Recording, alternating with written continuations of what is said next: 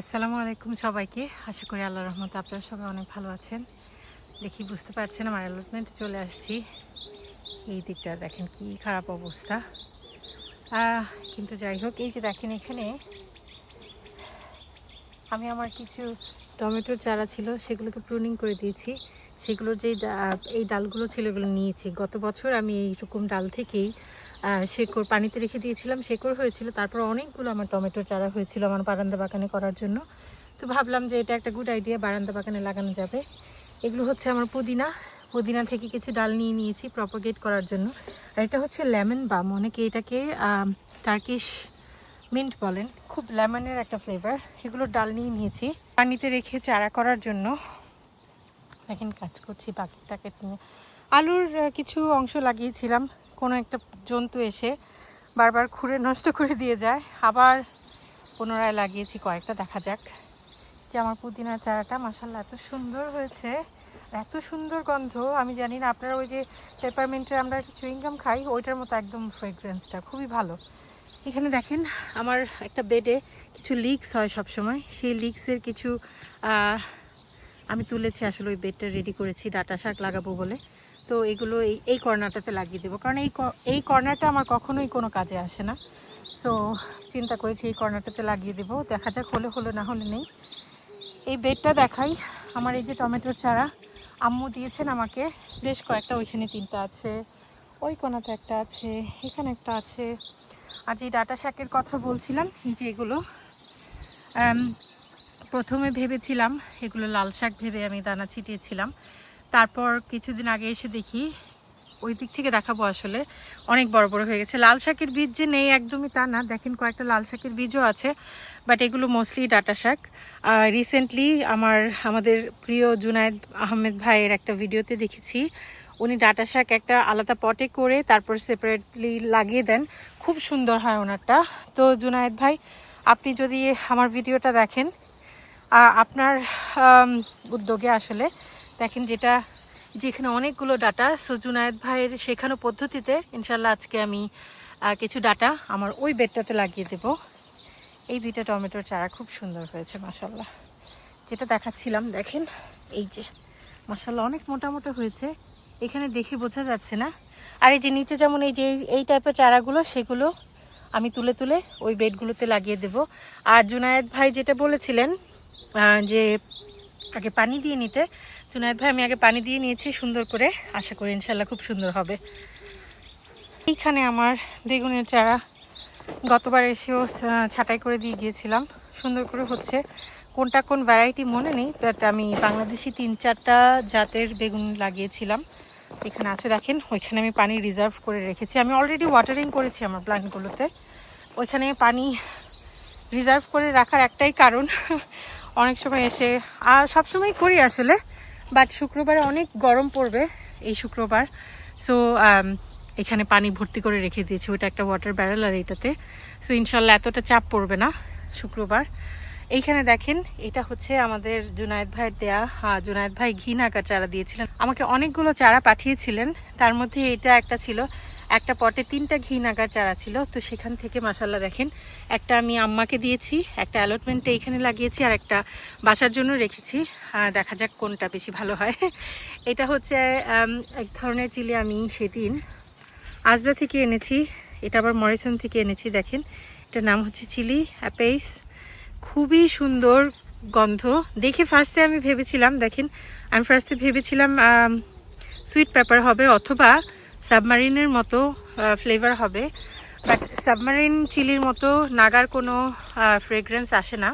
কিন্তু দেখেন এই যে এরকম মরিচগুলো হয়, একদম আমাদের দেশি যে কাঁচামরিচ সেটার ফ্লেভার, কিন্তু স্কিনটা অনেকটা পেপারের মতো, যে আমরা সুইট পেপার বা বেল পেপারস খাই সেটার মতো, অনেক ভিগারাসলি ধরে। তো মাশাল্লাহ লাগিয়ে দিয়েছি, পানি দিয়েছি, দেখেন কি সুন্দর দেখা যায় না হয়তো ভিডিওতে, বাট এই যে ঝাঁকিয়ে দিলে নাকি মরিচে পরাগায়ন হয়।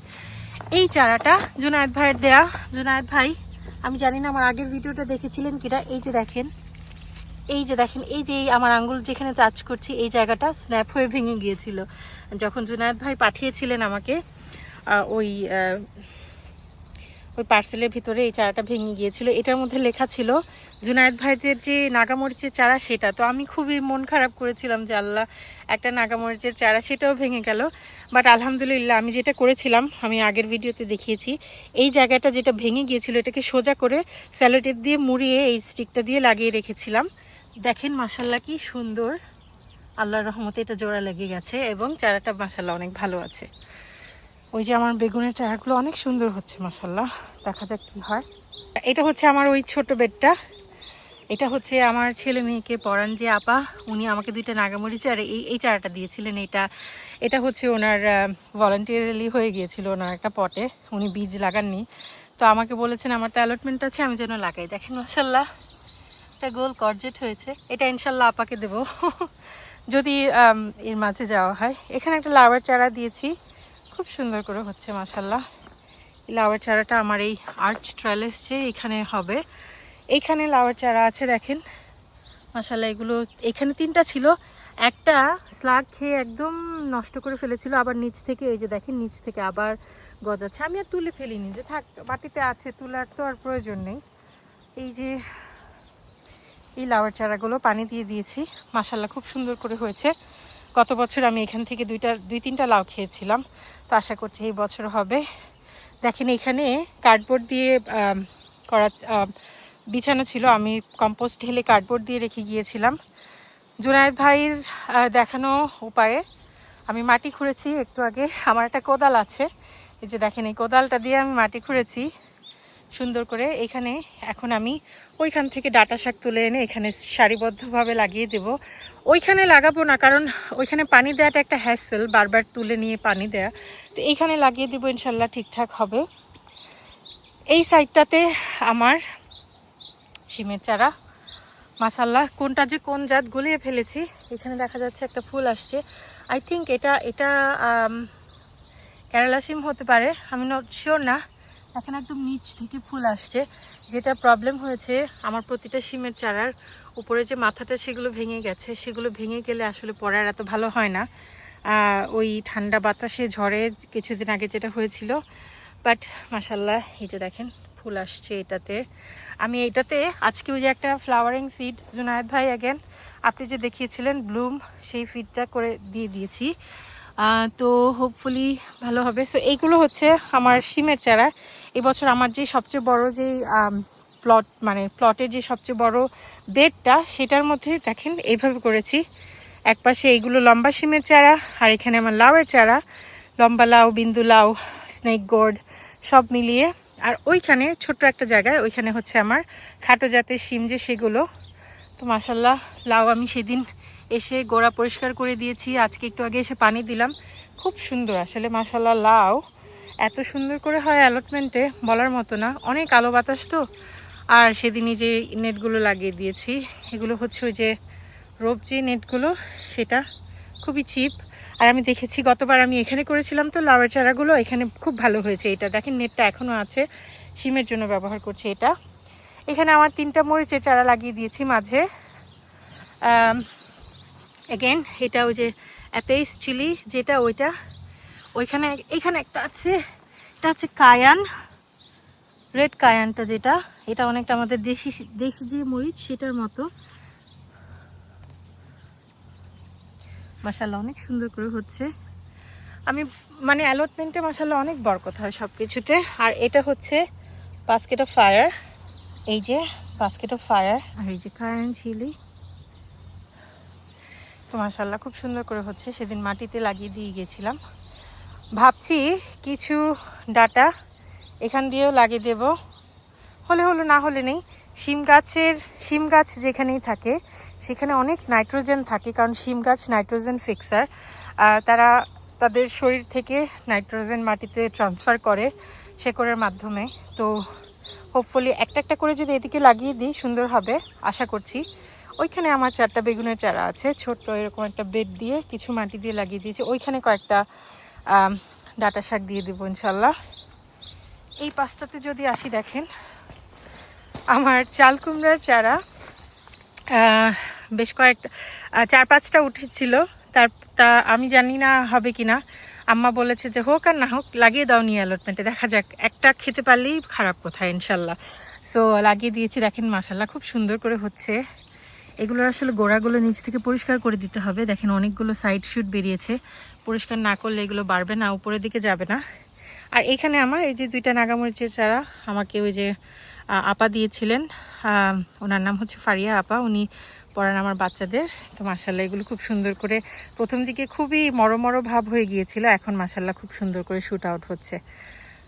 তো একটু ওই জায়গাটাতে আমি এখন ডাটাগুলো লাগিয়ে ফাইনালি পানি দিয়ে দিব, পানিও এনে রেখেছি, তারপর আপনাদের সাথে দেখাচ্ছি আবার। আজকের মতো সব কাজ শেষ আলহামদুলিল্লাহ।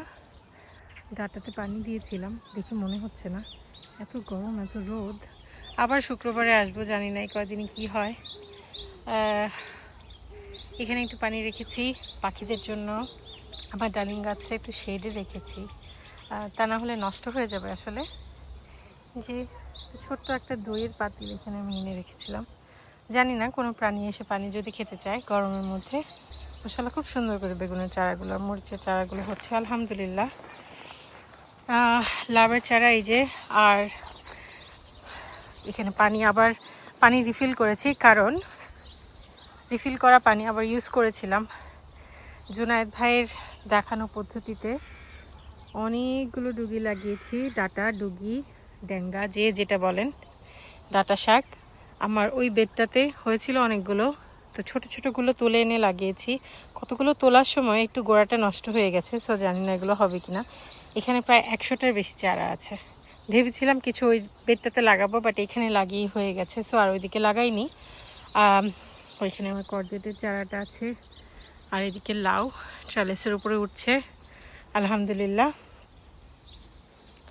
আর এই জায়গাটাতে আবার একটু পানি দিয়ে দিয়েছি, এত গরম এত রোদ, মাশাআল্লাহ খুব সুন্দর করে সব কিছু হচ্ছে।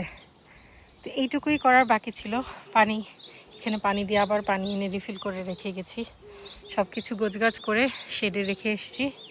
তো আলহামদুলিল্লাহ, জানি না, বারবার এটাই ডিসিশন নিতে চাইছি যে আগামী বছর আর করব না, কিন্তু মন মানে না আসলে। জুনায়েদ ভাই আপনি যেমন বলেছিলেন ইনশাল্লাহ আগামীবার এসে দেখি কি হয়। আসলে আজকে না লাগানোটাই আসলে বেটার ছিল, কারণ আজকে অনেক রোদ হবে, আজকে কালকে এই সপ্তাহে অনেক রোদ হবে। সো আমি জানি না আমি কি ভুল করলাম কিনা, আগেই লাগিয়ে দেওয়ার দরকার ছিল। বাট জুনায়েদ ভাইয়ের ভিডিওটা কালকে এসছে, বুদ্ধিটাও কালকেই আমার মাথায় এসছে। জুনায়েদ ভাইয়ের ভিডিও দেখে আমি আইডিয়াটা পেয়েছি, কিছু করার নেই, আল্লাহ ভরসা, রিজিকে রাখতে হবে ইনশাল্লাহ। অনেক টায়ার্ড হয়ে গেছি। আজকে আমার ভিডিওটা এই পর্যন্তই, আশা করি আপনাদের কাছে ভালো লেগেছে। আপনাদের দোয়ার মধ্যে আমাদের মনে রাখবেন, দোয়া করবেন। আমরা কেউ কারোর জন্য কিছু না করতে পারলেও অ্যাটলিস্ট দোয়া করতে পারি। সবচেয়ে বেস্ট গিভিং মানুষের জন্য চেষ্টা করব এখন থেকে সবসময় একটু ছোটোখাটো ভিডিও করে আপডেট দিতে। আসসালামু আলাইকুম।